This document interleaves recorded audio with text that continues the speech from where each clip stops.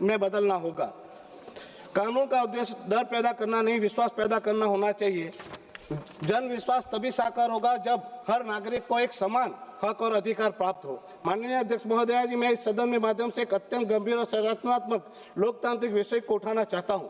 महोदय जी, हम केंद्र शासित प्रदेश बनकर कब तक ऐसी व्यवस्था में जीते रहेंगे जहां लोकतांत्रिक अधिकार सीमित हो और निर्णय प्रक्रिया प्रत्यक्ष जन भागीदारी से दूर हो। महोदय जी, अनुच्छेद 239 के अंतर्गत संघ प्रदेशों को प्रशासन राष्ट्रपति के माध्यम से संचालित होता है और यह मिनिस्ट्री ऑफ होम अफेयर्स के अधीन होता है। लेकिन जमीनी स्तर पर यह स्थिति यह है कि जो विभिन्न मंत्रालयों की योजना आती है पर समन्वय का अभाव रहता है, प्रस्ताव लंबित रहते, स्वीकृत निधियों के निर्गमन में देरी होती है और सबसे महत्वपूर्ण जवाबदेही स्पष्ट नहीं होती। विशेषकर मेरे प्रदेश में संदर्भ में यह समस्या और अधिक गंभीर। मैडम 1.5 मिनट में पढ़ा लूंगा।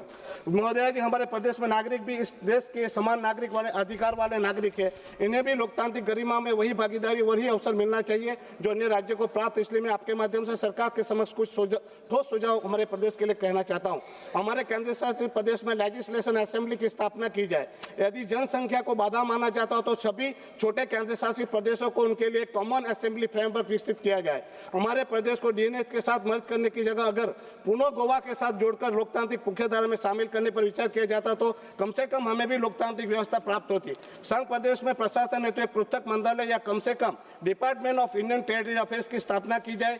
सभी केंद्रीय योजनाओं के प्रभावी क्रियान्वयन के लिए इंडियन टेरिटरी कोऑर्डिनेशन सेल बनाया जाए। प्रत्येक मंत्रालय में यूटीज के लिए डेडिकेटेड नोडल ऑफिसर नियुक्त किया जाए। फंड निर्गमन और योजना प्रगति पब्लिक मॉनिटरिंग सिस्टम लागू की जाए। महोदय जी, जब उत्तर पूर्व में विकास के लिए एक अलग मंत्रालय बनाया जा सकता है तो संघ प्रदेश के लिए ये ऐसा समर्पित मंत्र क्यों ना हो। अंत में मैं एक अत्यंत महत्वपूर्ण संवैधानिक मुद्दा उठाना चाहता हूं। जब देश में लोकसभा की सीटें का विस्तार किया जा रहा है तो राज्यसभा में भी सीटों का संख्या बढ़ाई जाए और ये सुनिश्चित किया जाए कि सभी केंद्र शासित प्रदेशों को भी राज्यसभा में प्रतिनिधित्व मिले। महोदय जी, ये मांग किसी राजनीतिक लाभ के लिए नहीं, ये मांग प्रशासनिक स्पष्टता की है, ये मांग जवाबदेही की है और ये मांग संघ प्रदेश के करोड़ों नागरिक के समान अधिकारों की है। अब समय आ गया है कि संघ प्रदेश को भी केवल प्रशासन क्षेत्र नहीं बल्कि समान अधिकार और समान प्राथमिकता वाले क्षेत्र के रूप में देखा जाए।